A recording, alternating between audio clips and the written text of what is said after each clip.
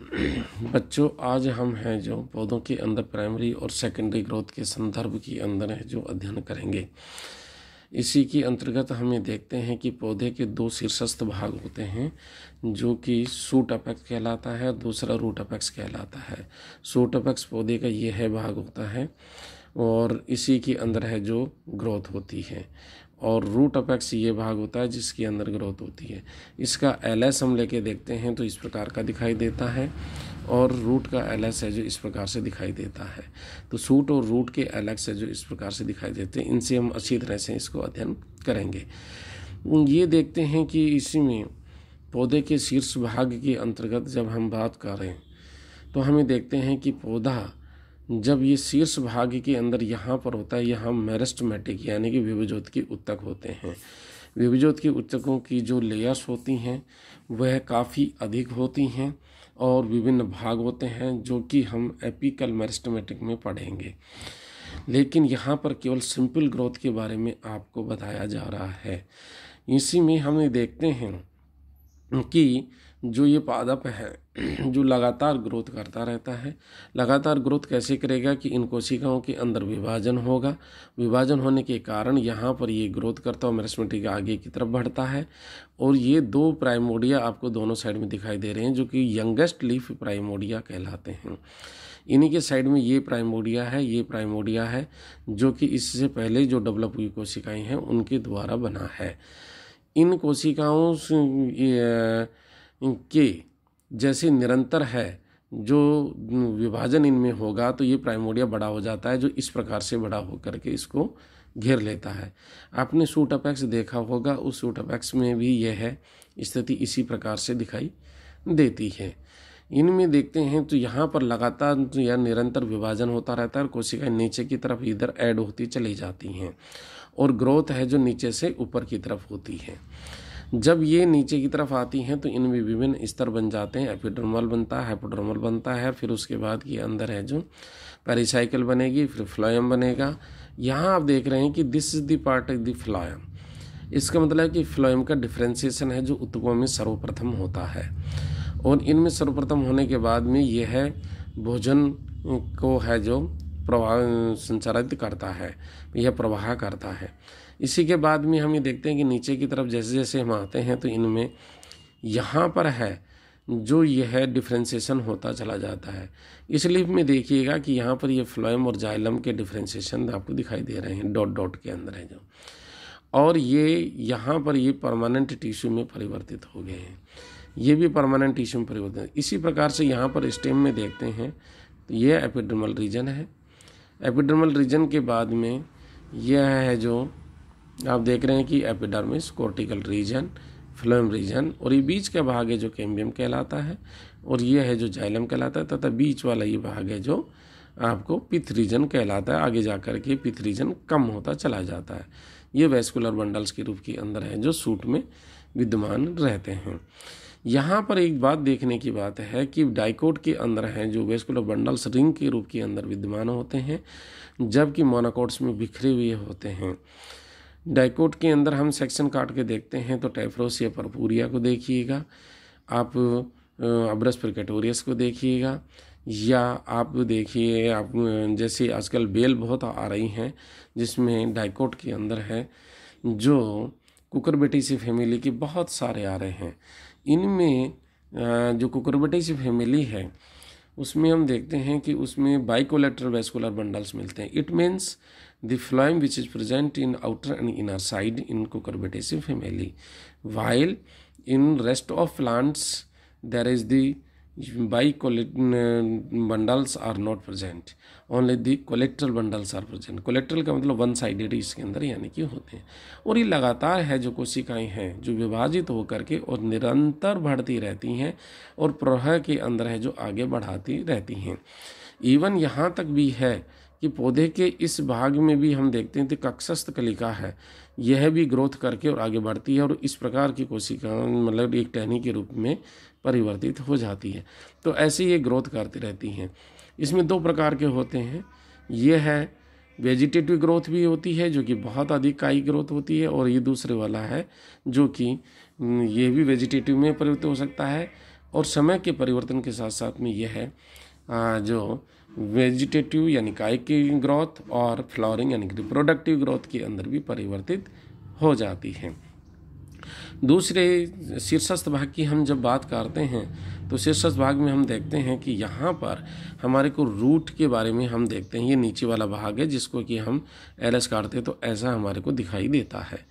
इसके अंदर सबसे नीचे वाला भाग होता है जो कि मूलगोप होता है। ये एक प्रोटेक्टिव पार्ट होता है जो कि शीर्ष भाग को रूट के यानी कि जड़ के शीर्ष भाग को ये प्रोटेक्शन प्रदान करता है।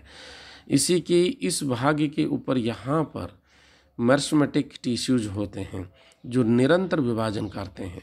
निरंतर विभाजन करने के बाद ये है नीचे की तरफ मूलगोप का निर्माण करते हैं, ऊपर की तरफ है जो रूट के विभिन्न स्तरों के जो टिश्यूज होते हैं उनका निर्माण करते हैं। इनके अंदर भी विभाजन है जो लगातार निरंतर होता रहता है।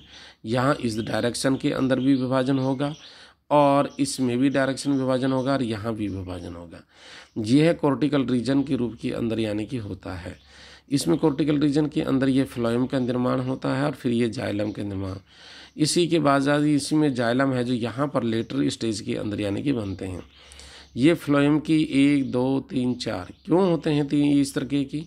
कारण ये है कि इसमें अरीय वेस्कुलर बंडल्स यानी कि पाए जाते हैं। अतः हमारे को फ्लोएम की अलग अलग स्थान दिखाई देते हैं जिनको सर्वप्रथम है जो प्रोटोफ्लोएम के नाम से जाना जाता है। Proto means which are the found prior in condition, यानी सबसे पहले बनने वाले जो फ्लोएम होते हैं उनको प्रोटोफ्लोएम के रूप के अंदर हम जानते हैं। उसी के बाद के अंदर हम ये देखते हैं कि यहाँ पर है जो आगे देखते हैं कि यह पेरिसाइकिल है जो बनती है। पेरिसाइकिल की कोशिकाएं हैं जो ये है सर्वप्रथम है जो कैसी होती हैं, मृदुत्व की होती हैं और लगातार ये बढ़ती रहती हैं और ये यहाँ से कंटिन्यूसली चलती रहती हैं। लेकिन यहाँ पर देखेंगे कि जिससे इसमें और इसमें इतना गैप आ गया, इसका मतलब है कि प्रोटोफ्लोएम पहले बना और प्रोटोजाइलम बाद में बना है। तो प्रोटोजाइलम बाद में बना है तो ये है प्रोटोजाइलम है जो लगातार कंटिन्यूस बनता रहता है और आगे चलता रहता है। और इसके बाद के अंदर इसमें ये इस प्रकार से वेस्कुलर बंडल से जो ये ब्लैक डॉट हैं जो कि जाइलम के हैं, इसका मतलब जितने भी ब्लैक डॉट्स हैं उतने ही वेस्कुलर बंडल्स का निर्माण इसके अंदर हुआ है। यहाँ पर जड़ में जो जाइलम और फ्लोएम होते हैं जो कि आपने छोटी कक्षाओं में पढ़ा होगा, उनमें ये भी यह दिखाया गया है कि एक अल्टरनेट कंडीशन के अंतर्गत पाए जाते हैं। और अल्टरनेट कंडीशन में पाए जाने की वजह से इनमें क्या होता है कि ये है जो अरीय कहलाते हैं। अरीय यानी कि इनकी जो पेरिफेरी है जो अलग अलग होती है दोनों की है जो। अब हम आते हैं सेकेंडरी ग्रोथ के ऊपर। सेकेंडरी ग्रोथ का तात्पर्य यह होता है कि कोशिकाओं के द्वारा दूसरी कोशिकाओं का निर्माण होना और पौधा है जो अपनी घेरे में यानी कि आकृति के अंदर लंबाई के बजाय चौड़ाई के अंदर बढ़ना होता है, उसको हम सेकेंडरी ग्रोथ कहते हैं। ये दोनों में ही पाई जाती हैं, विशेष रूप से ये डाइकोट्स में पाई जाती हैं। डाइकोट्स के अंदर है जो कौन से डाइकोट्स में पाई जाती हैं, सभी डाइकोट्स के अंदर लगभग पाई जाती हैं। इनमें जो कैम्बियम होता है जो वेस्कुलर बंडल्स के मध्य में जो मैंने बताया आपको अभी, वो निरंतर वृद्धि करती हैं। तो बाहर की तरफ है जो जाइलम फ्लोएम का निर्माण करती हैं और अंदर की तरफ जाइलम का निर्माण करती है, जिसको कि हम सेकेंडरी फ्लोएम कहते हैं बाहर की तरफ वाले को, और अंदर की तरफ बनने वाली जो कोशिकाएं होती हैं उनको सेकेंडरी जाइलम कहते हैं। धीरे धीरे ये क्या है कि निरंतर बढ़ती रहती हैं और ये है पौधे की जो तना होता है उसमें मोटाई में वृद्धि करती रहती हैं। इसी के साथ साथ हम ये देखते हैं कि जड़ में भी इसी प्रकार से जो दो भाग होते हैं, यानी कौन से, यानी जाइलम और फ्लोएम। जाइलम और फ्लोएम के मध्य में उपस्थित जो कोशिकाएं होती हैं वे परिवर्तित हो करके और वह सेकेंडरी कैम्बियम का निर्माण करती हैं और उनके द्वारा है जो लगातार यानी कि वृद्धि होती है और उसी की वजह से जड़ में भी वृद्धि होती है जो बाहर की तरफ फ्लोएम का निर्माण करते हैं और अंदर की तरफ जो जाइलम का निर्माण करते हैं। इन दोनों ही अवस्थाओं के अंदर है जो प्राइमरी जो जाइलम्स होते हैं जिसमें प्रोटोजाइलम, प्रोटोफ्ला और मेटाजाइलम और मेटाफ्लोएम, यानी कि दो अलग अलग यानी कि होते हैं। तो प्रोटोजाइलम और मेटाजाइलम ये है अंदर की तरफ चले जाते हैं, और सेकेंडरी जाइलम है जो कि एक रिंग का निर्माण करता है और पूरा स्थिति को घेर लेता है। इसी प्रकार से रूट में भी यह है जो बाहर की तरफ प्रोटोफ्लोएम होता है और अंदर की तरफ है जो जाइलम होता है। इन दोनों अवस्थाओं में एक चीज़ बहुत मुख्य रूप से देखने को है, जो भी जाइलम यानी कि तने के अंदर जो जाइलम बनता है वह एंडार्क पोजीशन होती है, और ये जो रूट में बनता है वह एक्जार्क पोजीशन होता है। एंडार्क और एक्जार में अंतर आप समझ लीजिएगा। एंडार्क और एक्जार का मतलब ये होता है कि प्रोटोजाइलम जिस दिशा में यानी अंदर की तरफ होता है, सेंट्रीपिटल होता है, तो इसका मतलब हो गया कि एंडार्क पोजीशन है। एक्जार का मतलब इसमें होता है तो बाहर की तरफ होता है, तो उसमें हम ये देखते हैं कि यह जो एक्जार पोजीशन के रूप में होता है। अतः इन कॉन्सेप्ट्स को आपको अच्छी तरह समझ में लेना चाहिए। इसी प्रकार से पौधे के अंदर है जो आप ये देख रहे हैं कि कंप्लीट पौधा दिखाई दे रहा है, जिसमें यह भाग है जो लीफ बन गई है, ये भाग है जो तना में वृद्धि कर रहा है, यहाँ से लेके यहाँ तक का भाग है जो इंटरनोड कहलाता है, ये नोडल रीजन कहलाता है, ये एक्सिलरी बड कहलाती है, ये यहाँ पर है जो आपको देखते स्टिप्यूल से आ गए हैं बन जाते हैं, ये एक्सिलरी बड बनी है, यहाँ लिखा हुआ नहीं है एक्सिलरी बड है, और ये है नोडल रीजन जो दिखा दिया है। ये लीफ का बेस यानी कि यहाँ पर है, ये लीफ बेस है जिसको पीटियोल बोलते हैं, ये लेमिना बोलते हैं या पैक्स बोलते हैं। इस प्रकार से भाग है जो जिसमें ये एंटायर लीफ होती हैं, ये मार्जिन्स हैं लीफ की हैं, जो ये सब चीज़ें हैं जो आपको इसमें दिखाई देती हैं। ये सिंपल प्रकार की लीफ है, जबकि दूसरे पौधों के अंदर आपको आगे अध्ययन करेंगे जिनमें अलग अलग प्रकार की पत्तियां हैं जो पाई जाती हैं, जिनको कि हम इसमें अध्ययन करेंगे और देखेंगे और पाएंगे कि पौधों में कैसे होते हैं। Thanks for today.